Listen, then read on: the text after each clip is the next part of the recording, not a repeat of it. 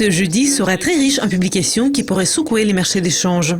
Donc jetons-y un coup d'œil avec le calendrier économique. Un événement d'une grande importance va ouvrir le retour du jour à 7h30, lorsque l'évaluation mensuelle de l'orientation de la politique monétaire de la Banque nationale suisse pour septembre sera publiée.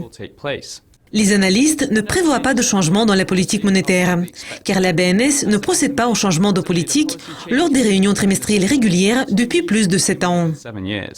Le rapport sur les ventes de détail du Royaume-Uni pour août, qui pourrait influencer la livre sterling, sera publié à 8h30. Les chiffres du British Retail Consortium ont montré que la valeur des ventes en ligne et des ventes des magasins a progressé au rythme le plus rapide sur 6 mois, au cours de 4 semaines terminées le 30 juillet. Une estimation finale de l'IPC de la zone euro pour août va paraître à 9h.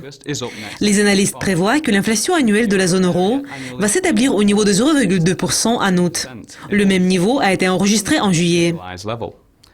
Le rapport sur la politique monétaire de la Banque d'Angleterre va paraître à 11h. Et cette publication est d'une grande importance pour les traders de la livre sterling. Lors de la réunion en août, le comité de politique monétaire a voté pour un ensemble de mesures conçues pour fournir un soutien supplémentaire à la croissance et pour assurer le retour de l'inflation à la cible visée. Ces mesures comprennent une baisse du taux de la banque de 25 points de base à 0,25%. Toute une série de publications sur l'économie américaine va paraître à 12h30, y compris 2 publications d'une grande importance. Une d'entre elles est celle des ventes de détail pour août. Les ventes ont déçu en juillet, car elles sont restées au même niveau. Le rapport sur les demandes d'assurance chômage, qui est d'une grande importance, va paraître à la même heure. Les demandes initiales ont reculé de 4000 au cours de la semaine qui s'est terminée le 3 septembre. Et c'est une surprise agréable. L'indice des prix à la production pour août sera également publié à 12h30 GMT. Une estimation générale et celle de base ont montré des baisses inattendues en juillet. L'enquête Empire State des États-Unis pour septembre va continuer cette série de données prévues pour 12h30 GMT. L'indice manufacturier de la Fed de New York a chuté au-dessous de zéro après avoir enregistré des données positives au cours de 2 mois.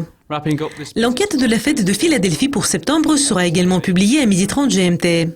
L'indice de l'activité du secteur manufacturier de la région a progressé de 5 points en août, car le nombre d'entreprises qui ont enregistré une hausse de l'activité a dépassé le nombre d'entreprises qui ont enregistré une baisse. Et c'est seulement la 3e estimation positive de cet indice pour l'année en cours. Et puis, les traders du billet vert auront un peu de temps pour digérer toutes ces données. Et 2 publications suivantes porteront également sur les États-Unis. La production industrielle va paraître à 13h15. Les productions progressent depuis 2 mois, mais les analystes prévoient qu'il y aura une correction dans les publications pour août. Et la dernière publication de l'ordre du jour est celle des stocks des entreprises des États-Unis pour juillet qui vont paraître à 14h. Les stocks progressent et c'est le 4e mois consécutif de hausse. Je m'appelle Kayas Khalil. C'était le calendrier économique pour jeudi. Ne manquez pas le calendrier pour vendredi. Au revoir.